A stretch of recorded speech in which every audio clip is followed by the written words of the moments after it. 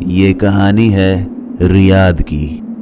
उम्र 16 साल, मुंबई शहर में रहने वाली एक लड़की।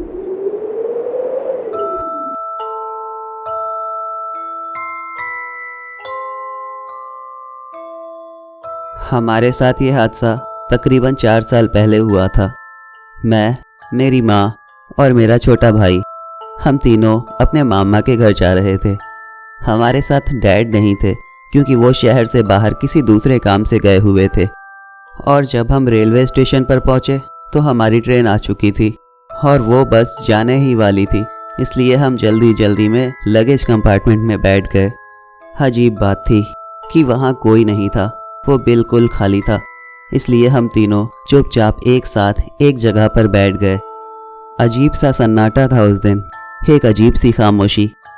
हमें डर भी लग रहा था, इसलिए हमने सोचा था कि जब ट्रेन किसी स्टेशन पर रुकेगी तो हम वापस अपनी जगह पर जाकर बैठ जाएंगे। लेकिन उससे पहले न जाने कहाँ से एक आदमी आया और हमारे सामने आकर बैठ गया। लेकिन वो आदमी थोड़ा अजीब था क्योंकि उसे देखकर ऐसा लग रहा था जैसे कि वो खुद से बातें कर रहा हो। वो धीरे धीरे न जाने क्या क्या बोल रहा था, हमें कुछ भी ठीक से सुनाई नहीं दे रहा था। थोड़ी ही देर के बाद वो ज़ोर से खुलकर बातें करने लगा जैसे कि कोई उसके सामने मौजूद है। कमाल की बात यह थी कि उस वक्त वहाँ हमारे और उसके अलावा कोई और मौजूद नहीं था। लेकिन धीरे धीरे ये डरावना होता चला गया क्योंकि वो बार बार मेरी माँ से कहता था, देखिए ना बहन जी, समझाइए इसे, ये क्यों नहीं मानता। हमें डर लग रहा था, हालांकि उस वक्त हमारी माँ को भी डर लग रहा था। लेकिन वो आदमी रुका नहीं, वो लगातार बातें करता चला गया। मैं जानता हूँ कि तुम हर वक्त मेरे साथ होते हो, मेरे आसपास होते हो, लेकिन मैं तुम्हारा गुलाम नहीं हूँ।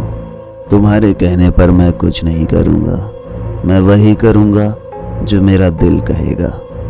देखो मेरी बात सुनो, तुम समझने की कोशिश नहीं कर रहे। जो तुम चाहते हो वो मैं नहीं कर सकता, और ये कोई बहुत छोटी बात नहीं है।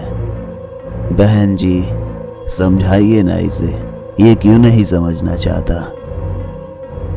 ये सब कुछ हमें काफ़ी डरा रहा था। हम बस ये चाहते थे कि ट्रेन रुके और हम अपनी जगह पर जाकर बैठ जाएं ताकि हमें यहाँ से छुटकारा मिल सके। कुछ लम्हे नहीं गुजरे थे, वो आदमी उठकर गेट के पास गया, हमारी तरफ देखा और ज़ोर से चिल्लाया और चलती ट्रेन से छलांग मार दी। ये देखकर हमारा दिल दहल गया। ट्रेन को उसी वक्त रोका गया। देखने पर पता चला कि वो आदमी मर गया था। उसके चेहरे पर सुकून और इत्मीनान की मुस्कुराहट थी। ये सब कुछ क्या था, क्यों था, हमें नहीं मालूम, लेकिन ये हमारी ज़िंदगी का सबसे खौफनाक हादसा था जिसे हम तीनों कभी नहीं भूल सकते।